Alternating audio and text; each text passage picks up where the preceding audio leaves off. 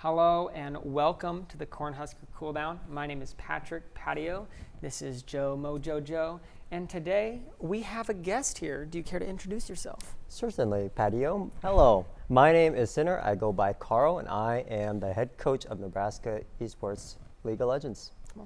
Well, as the head coach, obviously you have a lot of information for all three of the teams that we talked about last episode. Yes. So, just getting straight into it, what are your sort of overall thoughts on each of the teams that we have put together here? You know, this semester I was actually really surprised about how many people actually tried out. We had 23, 24 applications to play.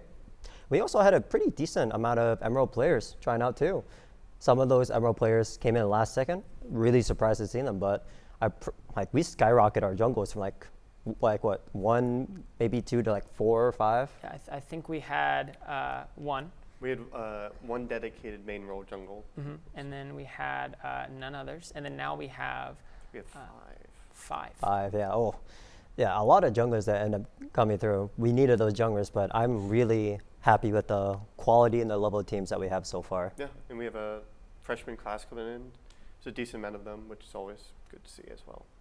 Well, yeah, for sure. I think we have a very solid roster. 3 core teams, good enough, and we might be able to get a 4th team up and running, but less certain for sure. But 3 teams, can't ask for more. Yeah, do you have any specific ideas of what you want to say for any of the teams? Do you have comments on how varsity is, how Scarlet is, how Black is, and how they compare to each other maybe? Yeah, so currently varsity is the same roster from last semester. They have a lot of good synergy with each other. With our current JV1 and JV2, Scarlet and Black, a lot of them are pretty much new to competitive, and they have a fresh minds, very good at the game. And since the JV1, JV2 are entering in the Risen League, they will perform very well in those leagues. I'm very excited to see how they'll progress this year. Yeah. As the Nebraska Esports head coach, I just want to ask you sort of your philosophy on both coaching that sort of mid-elo brackets of diamond to platinum, I'd say. Because I think all 3 of our teams fall into that. So. Oh yeah. So the interesting thing about those kinds of leagues is that when you're in these Emerald Diamond leagues, you're going to be entering and firsting people who have been in these leagues for forever. I know some players who are approaching 3 to 4 years of these Emerald, Platinum, Diamond teams. These are very for the ELO, they're pretty veteran players for what the scene is at the moment. And for ours, we have a pretty good face-off against them. My general philosophy when coaching these mid to high ELO teams is that you really have to be patient with them. These are not challenger players. They're not going to understand everything right off the bat. And so you have to be very patient with them. You have to be very open to what their current information is. And you kind of have to ease into it a bit, Yeah. Talking about your philosophy, what experience do you have as a coach that sort of led you down that path? Yeah, so my coaching experience goes all the way back to my StarCraft 2 days, my good old days in the past. So when I was in high school, I first started, StarCraft 2 was really my first competitive game. I first started in a sophomore year. I played it for about 3 months, learning the fundamentals of the game. I spent hours in practice tool a day, just honing in on one build and really getting a good idea of the game. So after about 3 months, I hit Diamond. And then I want to say about 5 to 6 months later, I hit Masters, and then I made it all the way to Masters 2 before I switched to League. So StarCraft 2 really gives you a unique perspective of the game that League of Legends doesn't really teach you. StarCraft tells you about how everything should work together, how certain builds, how unit interactions work, and how, since you move a lot of pieces across the board at the same time, League of Legends functions that same way, where you need to get all 5 players to hone in onto that one player mindset and really try to look at it from a macro point of view. Yeah, that's definitely one thing that I've noticed about whenever I've gotten to coach with you for a while now. That's definitely one thing that I've noticed is how macro focused and how much thought you put into discussing macro. Mm-hmm. It's definitely shows that it's from a different kind of background compared to most of the League of Legends players that I ever get to play with. Oh yeah, certainly. So the way that you talk about the game is definitely really cool. But what kind of coaching experience have you had in terms of past teams, in terms of what tournaments you've been in? I've been on a I flip-flop on a lot of different league teams. Like, the thing about this amateur space, especially for these Emerald and Diamond teams, is that a lot of these teams, they don't stay together for very long. There's a lot of different mini organizations that pop up over the years, and even though there are many different orgs, many different teams, not a lot of teams actually stay together. It's a lot like what you would see in like Pro League of Legends, where teams stay together for a split, maybe 2 splits before changing the rosters. So a lot of different rosters, a lot of players that get shift around. And from my main experience, I would say one of my highlights was participating for the Riot team down in the South America. At the time, it was called Tempest League, but I think it changed name to like Elemental, something like that. But I coached a team called Team 3SG. Very good players, GM the Challenger players. Unique thing about that team is that they scrimmed every day. We scrimmed every day from 7 p.m. onwards, and we really tried to get that competitive experience that you won't see in any other teams. A level of professionalism that you see was a very big eye-opener in terms of saying like how you coach Emerald teams is vastly different than how you coach Challenger players. When you approach Challenger players, it's a lot about talking about the game. It's all about philosophy. You're not necessarily teaching them per se, but it's mostly getting them all on the same page and trying to get them to see the game in the same light. That's really all you can do. But we brought up the team from one of like bottom 2 standing teams to top 3. Cool. That was a very amazing and marvelous experience that I hope to replicate someday, and hoping that we get to do that too here at Nebraska Esports. Yeah. I mean, you talked about bringing that team together, and sort of how do you get a team to sort of understand your view of the meta, and how do you view that meta and sort of communicate it to your team? The most important thing about being a coach is that you have to be you need your teammates' respect, because a lot of problems with coaches in the space is that even though they're the coach of the team, they have power in that regard, but they don't necessarily have the players' respect. And so it's important to be knowledgeable about the meta to make sure that the ideas that you're presenting it makes sense and it's logic that you can back up. So in that regard, like trying to make players play new picks, very difficult, but if you are able to explain those reasons very well, then that kind of brings the team together and brings them all on the same page. Because at the end of the day, especially the higher up you get, each player will have their own unique way on how to play the game. And so it's your job as a coach to try and navigate those different spaces and be like, here, this makes sense. And if this doesn't make sense, try and argue it otherwise. So you can really try to get players on the same page in that regard. Yeah, I mean, we just talked about the meta, and hey, Worlds is coming up. We talked about the Worlds patch for a bit. Last episode, it got cut off. I'm sorry about that. But, I mean, what is your take on the current meta right now? Okay. Sort of the summer meta is now changing, and what your idea of, I guess, also the double 80 carry and lane swap meta was. So. Yeah, so hot take, very hot take. ADC's mid, we're not actually that good. So here's the thing. A reason why ADCs were playing mid is because they are very safe and that they are harder to gank. Because of the map changes with like the river bushes being much further apart from mid lane, it's much harder to actually gank mid lane than before. It's way harder. So when you're able to have a pretty safe lane mid, that's when ADCs start popping up. Smolder mid, Zeri mid, Corki. Those are pretty all flexible or very escapable, very slippery champions that can go into mid lane. And since they scale well, mages are currently not the best either, who would be your classic counters. That's the reason why ADCs were played mid. But the problem with professional play is that they are very elite skewed. By that I mean, like, if Chovy picks up Smolder mid, everyone in the world will pick up Smolder mid. That's pretty much how it goes. And there are a lot of counters to Smolder. Like, I think Syndra is currently the best mage inside the game right now. She's very strong. She's getting buffed on the Worlds patch, and I would hope to see Syndra. We're probably not going to see Syndra, but like that is an example of a very strong pick that I wish was seen more. Well, Yeah, I mean, go ahead. Yeah, I mean, that's definitely really awesome to hear. But I kind of want to tie maybe more into Worlds a little bit more. As maybe, do we want to go into the tier list now? Yes, we can go full into our Worlds primer. Oh, here we go here. So we all made tier lists, and we're gonna pull them up real quick. All right. Give us. Who are we gonna look at first? I think we just go sort of tier by tier. Yeah. So top like to bot. So let's go top to bot. top to bot. Top to bot. All right. I mean, you can start. Who you got? I think the most obvious pick, even though they just stumbled in LCK finals, to me, Gen G has been looking like the dominant team all year. And at the end of the day, we talk about, maybe the meta is shifting away from their favor, but they won Spring Split in a different meta. They won MSI in a different meta. I think all 5 of their players are probably top 3 in their role in the world. I just think it's probably the easy bet. I would not be surprised if some of the other teams won, but at the end of the day, Gen G, you got Keen, you got Canyon, you got Chovy, you got Pays, got Lahens. There's no real weak spot that I see you can just go in and exploit. So, I want to say Gen G, but they always choke at Worlds. I don't know do. what to say, but every year, or especially last year, they looked very dominant, but they just end up choking. I believe they lost to a LPL team last year. Right? Yes, they lost to Weibo. Weibo. Or BOG in quarters, I'm sorry. Oh, BLG? Okay. But Gen G, I don't know what it is. They just cannot make it to Worlds Finals, or they just end up choking. But I really want to say Gen G, but I can't agree with it. So then who do you have? Oh, I have T1. T1, No, you they are making the comeback of the century.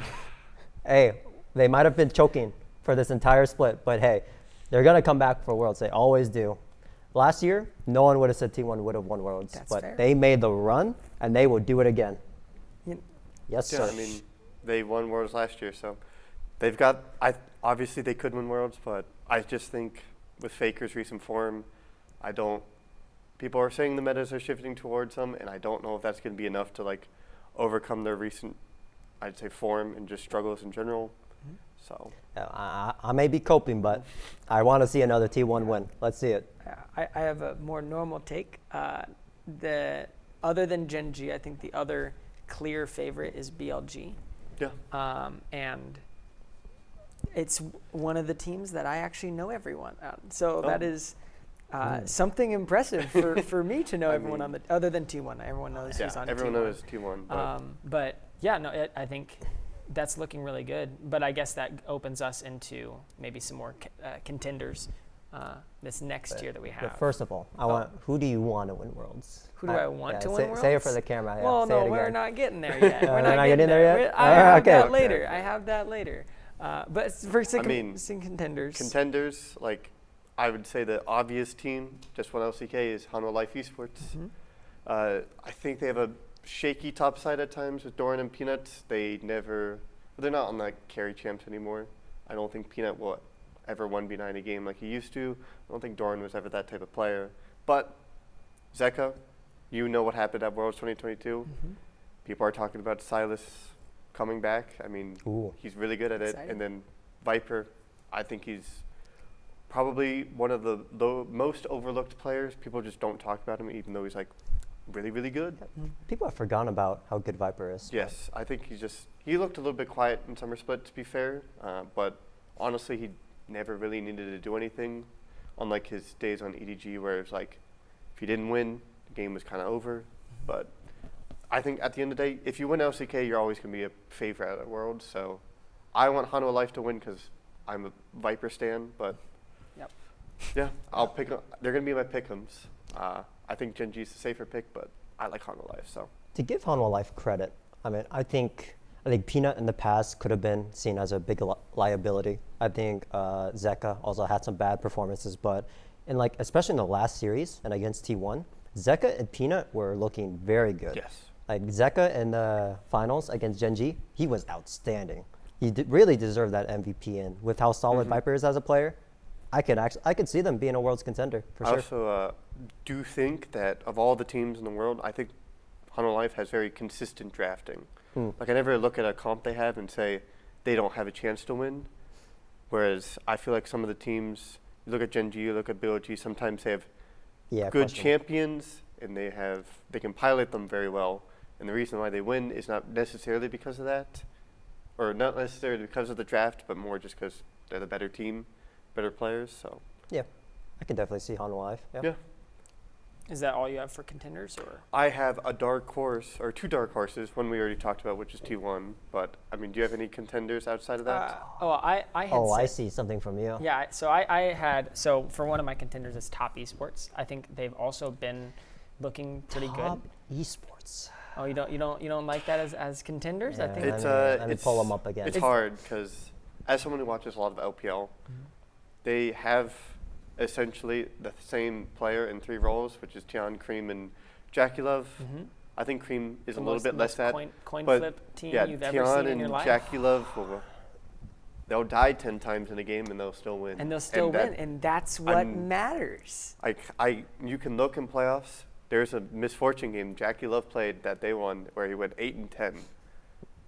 That's my kind of player. That's my kind of man. It's not even like a Lucian or some sort of other aggressive AD carry. It's misfortune. Right. So at the end of the day, Gen G and Hanwha Life and BLG, they can exploit that so much easily. Sure, they're really rock solid, but I think top.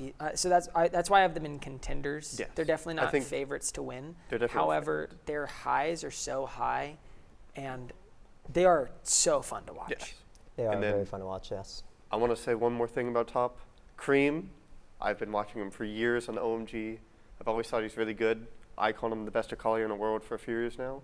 I think he's like the LPL Zeka, where he's like really, really good at mid lane assassins, in that sort of falls off when he gets to those Azirs or other control mages. But I think he's been playing really well this year. So how about 369? How's he been doing recently?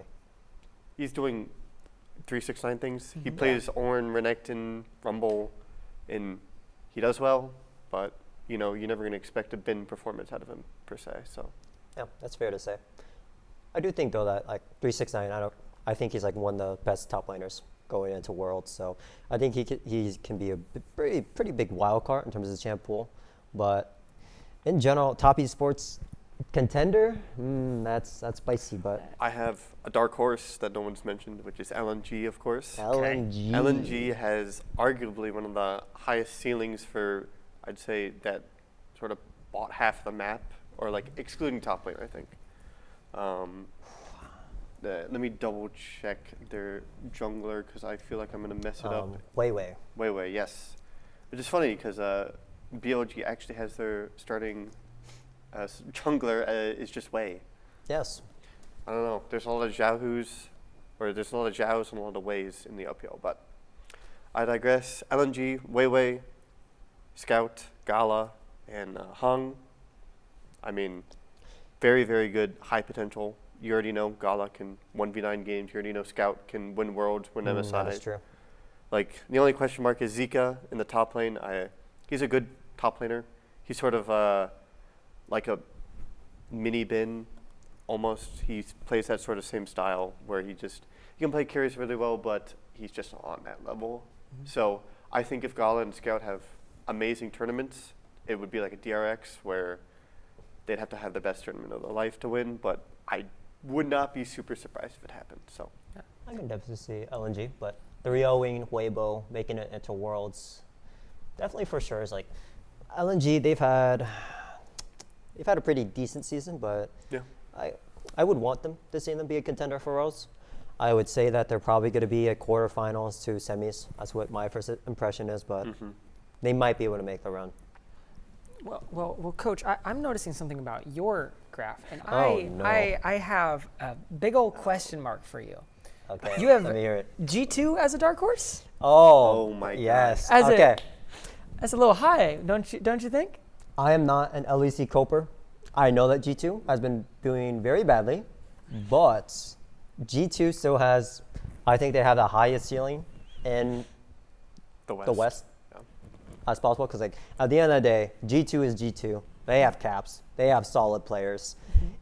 If G2 end up doing G2 things like they've done in the past, maybe they can make it to semis. Maybe, but I think if G2 can end up getting their shape in together, kind of like T1, I would want to see them be a contender for at least semis. But it probably won't happen. But if there was a West team that can make it the run, it would have to be G2. I'm only skeptical because EU as a whole looked rough this year, and when G2 looks rough in a EU that already looks bad, it feels so discouraging to like truly think they're actually going to do stuff. Yeah, I think they have, again, the highest ceiling of any Western team. Caps is obviously the best Western player of all time. Broken Blade and Yike are very, very good. Hansama. I think Mickey X is not doing very well, but I mean, we already know what peaks he can hit. So, I mean, I think I'm you guys hoping. I think you guys are overlooking a very important Western no, we're team. not. No, I mean, no, we're not. we haven't even gotten past my Oh. I have 2 teams above G2 still. Sure, but we just talked about dark horses, and I have a tier that says blue horses. Blue horses. The LNG logo is a horse-like creature. I looked it up. And There's another blue there's horse. another blue horse Yes. that is here, No, and there that is isn't. Team Liquid, Wow. the best of the West. I'm telling you, They can't even beat minions, man. Come Sure, on. they can't beat minions. I understand. However, I think if you consider their whole season, they looked better than any Western team. Yes, Um, definitely. and Absolutely. I think if they actually are on it, I think saying that G2 has a higher potential than what Team Liquid has. Team Liquid has a lot. They have 2 rookies, and they have 2 world champions on their team. The team has incredibly high highs versus G2. It's been a roster that's been together for quite some time. So I'm also a Team Liquid fan. If you couldn't You tell. know, I like really like Team Liquid. Liked them for a long time. no, the thing about that, Mr. Patio Patrick, Mm-hmm. is that when you think about like the TO people on the roster, like I think Impact, I think he has performed by far the best top laner in NA so far. I think in the West as well. And in the West, probably yes. Impact has just destroyed every other top laner in the LCS pretty consistently. But when you're thinking about like Impact versus Doran, Bin, 369, and APA against Chovy, Showmaker, Knight, Faker. Scout. Yeah, Scout for sure. It's just I don't see how those players can ever just go against what the East has. So Let me look at TO's bot lane again. it's Yon and Cordy J. So I mean, like, there are some pretty good bot laners right now in the East. So yes, but if you think about what Western team has contested against the Eastern teams the best, it is Team Liquid in most recent years. That was against T1 both times. T1 did win both times, but both times there's a very good argument that Team Liquid lost the series rather than T1 won the series. Yeah. And if they're more on it, then I think I have them below my dark horse category. But I'm coping a little bit for the West, but I think that there is some merit towards Team Liquid. All right. Well, if we're going to talk about NA teams, oh boy, LCS number 1, FlyQuest. I do think they're very good. Like, I do think they just were not playing to their level for most of the split, and they sort of came alive in playoffs. I think the Whippo-inspired topside can work very well. I think Masu and Quad, if I remember correctly, 2 very good carries. They're still younger, so they have time to, develop into better players. But Nimbucio, I think he's fine. I don't really have anything to say on him. So, but I do think FlyQuest and Team Liquid and G2 can all make it out of Swiss. There's a world where they probably make semifinals if they get a good draw and have a good series. But outside of that, those 3 teams I don't really even see making the finals. So. But there's a couple other Eastern teams that we skipped over. Yes. I will say technically, so we're recording this before LCK Gauntlet. So I think all of us are making the assumption that T1 and D+ are making it over KT and Furex. So we're going to talk about KT and Furex at all, just because the last Eastern team I want to talk about is D+, just because I think they're so coin flippy. So I'm not too familiar with D+ or KT, and let me look at them again. Let me see if I can jog my memory. All right. Well, we can talk about Weibo. Yeah, Weibo. Oh, Weibo. Weibo's pretty different. Not pretty different. Their top half of the map is different from their last year Worlds run, but they still have Xiaohu, they still have Light, they still have Crisp. Solid bot side. I'm not a big fan of Crisp ever since he left FPX. Light is sort of your weak side AD carry. He's fine at playing those 1v9 chimps at times, but I think you're going to expect to see him on Ziggs, you're going to expect to see him on Jhin or Ashe or whatever. Xiaohu is honestly, Jackie Love, but mid lane. I think he flips a lot. I think he can do very well, but in recent memory, he's just kind of fallen off to where he was during his RNG days. But they have Tarzan. Now, Tarzan, Good jungler. he's a very good jungler. He had a very bad showing at T1 last year at Worlds, which is why he wasn't on the team for a while, but he's back, and I think Tarzan's very underrated. I think people hate on him a lot for sort of reasons that are out of his control or, that don't make sense to a more general audience, but when you actually look at it, it makes more sense. But I will say, they have Breathe as their top laner. Old RNG top laner, he's essentially just a 369. It's just a little bit worse. So. Right. I think Weibo semis, it's a fair assessment. Yeah, I think they can make semis. I don't really see them beating a Hanwha Life, a BLG, or Genji. So Most likely not. I wouldn't say so, but yeah, we're pretty similar in our semis, I believe. So we both have Weibo, we both have top. yes, I have the last LCK team we're going to talk about, which is DK plus. DK plus, D plus, yeah. Yes. So, for any casual watchers, he loves to watch D plus. They are very fun to watch. They are an interesting team to watch. They do crazy stuff. They always fight. They seem to ignore macro half the time. They've got former World MVP Kingen. They got rookie Lucid, who is people called Lucid Al-Gaib. True. He's an interesting player. There's a meme about him for never hitting 2 items in any game. You got Showmaker as well. And then you have Aiming Moham, which is a fine bot lane. I don't think it's going to compete at the world stage, even compared to it honestly feels like a Western bot lane in terms of skill, but Okay. I think they can hit the highs to hit a semifinals, but they're probably I think they could get bounced in the Swiss stage. So I have them in quarters. What about you, Patrick? Where did you have them? I have them or whoever that holding up that last spot. I have them as being in quarters maybe. Okay. So we'll see how that goes. I have them on the same level as Weibo and G2. Yeah. As kind of holding up the end of. What would make it out of Swiss essentially? Right. Yeah. But you have top and all the way. And I have them as contenders. I think. Contenders. Yeah, I think so. And Okay. But just below that, I've had FlyQuest as being having a good showing in Swiss. I have them in their tier as knocked out instead of. I hope that they can make at least quarters. I would hope, but if we're being realistic, they have to beat a lot of good teams. They have to beat a lot of good teams. I'd hope they make quarters, or probably not, but one can dream. Yeah. All right. I have in my next tier, so I have lower expectations for these teams. I think they'll make Swiss stage, but Fnatic and PSG. Anyone who watches LEC kind of knows Fnatic's that frustrating team to watch that sort of loses games for no reason. And honestly, Noah, I think he's probably the most consistent player on the team, and I think he's the main carry of the team. I don't have as much faith in Humanoid or Razork to do as much.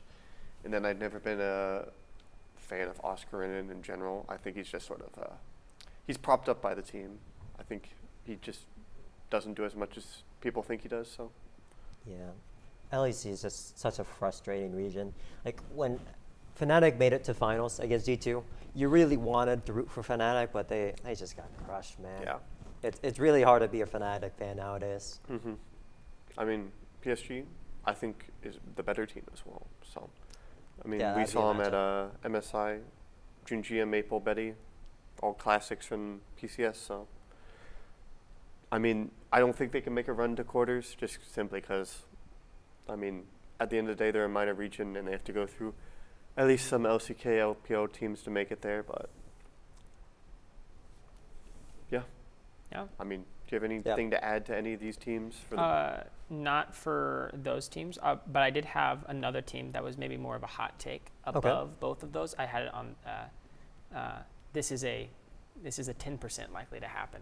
But okay. to have a good showing in Swiss, Pain Gaming. Pain Gaming. Now, this is a very I'm hot very take. It's a very unfamiliar with Pain Gaming. From CBLOL. We'll see how they do. I've just the energy that CBLOL always brings.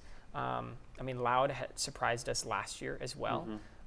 So I think that they've always been that region's always been elevating, and if there's a year, it's the last year for CBLOL, because CBLOL will be no more I mean, in a split. We might. So it's a rumor, but there are rumors about who the two LCS teams are getting kicked. I don't know about the CBLOL teams yet, so. Yeah. Well, I'm assuming it's not Pain. Pain will make it. It's definitely not Loud. Definitely not Pain. Definitely not Loud. Yeah, those are going to be staying. Kaboom is supposed to be pretty locked in as well, but let's not get on that. But CBLOL has always been elevating their game, so I think if there's any team that could kind of elevate themselves, Pain could potentially really do that. Yeah. Do you have them above 100 Thieves and Mad Lions? I don't. I have 100 Thieves with Fnatic and PSG. I have them smack dab in the middle. Yeah. It's a super young team. Yeah. That if there's a team that you don't know what they're gonna do, it's that one. You don't know how 100 Thieves are ever gonna do in anything. They can randomly knock out C9, and then they can get absolutely dumpstered by FlyQuest. I'm not sure what to expect from them, but what I expect is them to at least make it to Swiss. Yeah, I would say them and PSG are the two strongest teams in that plan, so I'd expect those teams to make it to Swiss. I would say Mad Lions does have a chance. I think Merwin is probably the second best LEC top laner. He's a solid range top laner, and he has some crazy picks he might pull out. I've heard about his Nidalee top. But at the end of the day, they already kind of struggled in LEC, which we've already talked about being weaker. I do think the range top and sort of that play style is going to get worse during Worlds. So it's going to be a little bit less surprising, and when he does pull it out, it's going to be a little bit less impactful. And at the end of the day, I just think 100 Thieves and PSG are more consistent teams. I think they have better bot sides, essentially. So, yeah. Yeah, I actually have Mad Lions at the very, very bottom. No Mad Lions hate at all. Yeah. But they typically don't show very well at Worlds. This is true. They have a really bad history at Worlds. So I'm gonna just play into the Go NA vibe and say that Mad Lions are not gonna win a game. Yeah, I mean, Fair, yeah. yeah, that could happen. I don't remember who they play first. Is it CBLOL? It might be. I'm not sure. Doesn't matter. But I think my dark horse to make it out of plans is SoftBank. Essentially the LGL team, even though they come from the APAC region. So we have good old Evi, Forest, Marble, Vista, players we've seen before.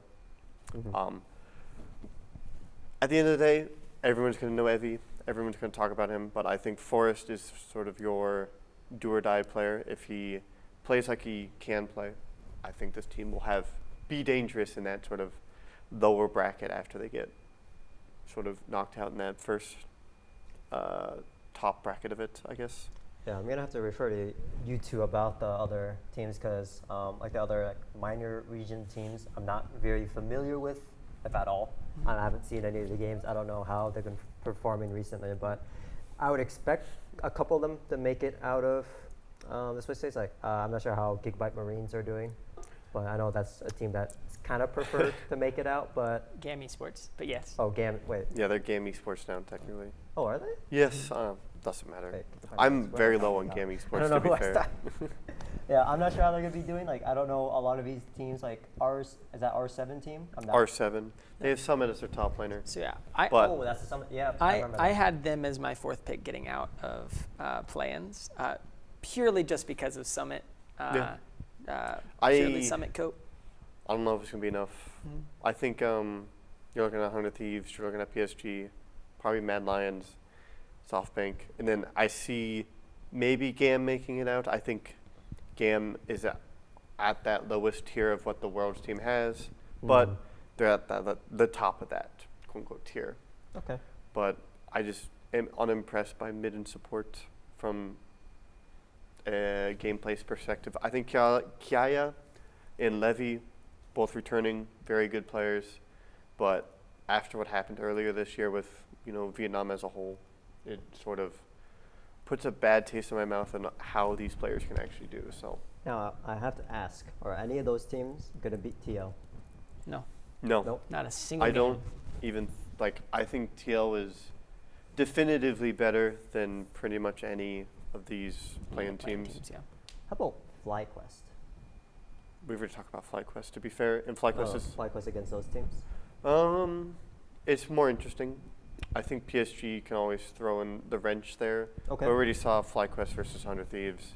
I think 100 Thieves is better than Mad, so we can reasonably assume that. And then I think just the rest of the teams. I mean, it's an NA1 seed technically. I think it's just going to be, if they play the best of 5, 3-1 sounds good, but they should 3-0 most of these teams if they would. So. Okay, I see you. Yeah. So I guess that. Well, and then we have one more team that we haven't talked about. Vikings Esports. Viking Esports. Now this is the team I practically know nothing about. Mm-hmm. Gosh, we finally found one. Yes. Me neither. I'm very unfamiliar with him. I know Shogun. I've seen him play on a few teams before in international events. I like him. I think he's one of the better sort of minor region 80 carries that comes out. He reminds me of a lot of a OCK LPL type of 80 carry, Okay. where he's very talented. But I look at the rest of the roster, I don't see anyone I recognize. And when you look at a region like Vietnam, where I don't remember if they had 2 seeds last Worlds, but when you don't recognize most of the players, that usually means that they're probably going to struggle a little bit more than usual. So, I mean, I think we all had them pretty low. I mean, at the end of the day, they could surprise us, and I kind of hope they do. So, Yeah. Oh yeah. But I guess this let me pull away slightly from the tier list to ask a question to you guys. yes. Is NA better than EU? So, my take on this is, if we're only talking about this year, it's kind of hard to say that. It's hard to say that EU has really done much well. I mean, we look at MSI and World Esports Cup. G2 didn't do great. They did okay, I guess. They beat top esports, but I think TL's series against T1, who most agreed was a better team, was much more impressive. And then I think Esports World Cup as well. FlyQuest almost beat G2, and then Team Liquid beat Fnatic. So, I mean, I think NA is better than EU, at least as a holistic 2024 thing.